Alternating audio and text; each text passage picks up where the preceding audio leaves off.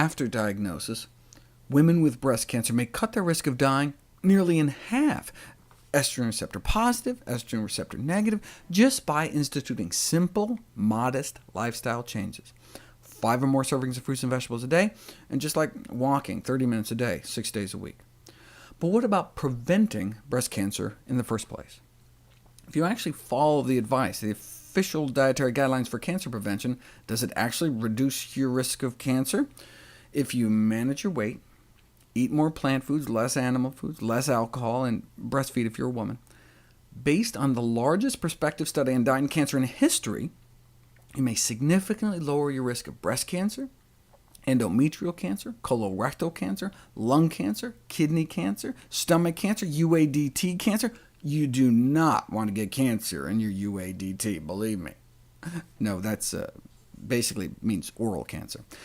As well as lower risk for liver cancer, esophageal cancer, and all cancers combined. Of all the recommendations, the eat mostly foods of plant origin appeared the most powerful.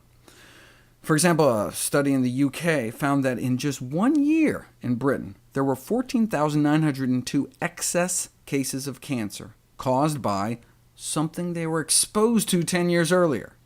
What was that something that ended up causing thousands of cancers? Deficient intake of fruits and vegetables. If that was instead some chemical spill or something causing 14,000 cancers, people would be up in arms to ban it. But instead, when that killer carcinogen is not eating your fruit and veg, as the Brits would say, hardly gets anyone's attention. What if you throw in smoking too? Researchers created a healthy lifestyle index defined by 4 things.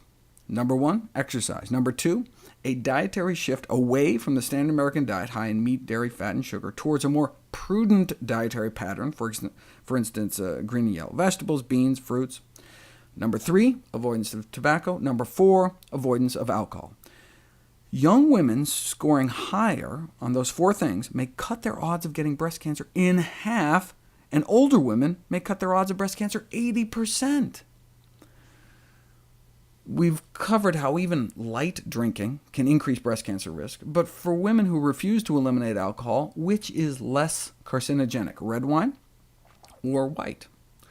Well, some studies, such as the Harvard Women's Health Study, suggest less or even no risk from red wine, and we may have just figured out why. Remember how mushrooms were the vegetable best able to suppress the activity of aromatase, the enzyme used by breast tumors to produce their own estrogen? Well, if you run the same human placenta experiments with fruit, strawberries get the silver, but grapes get the gold. What kind of grapes?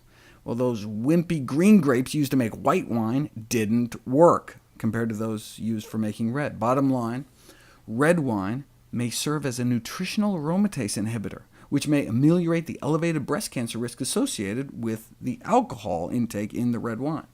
But why accept any elevated risk by instead just eating the grapes?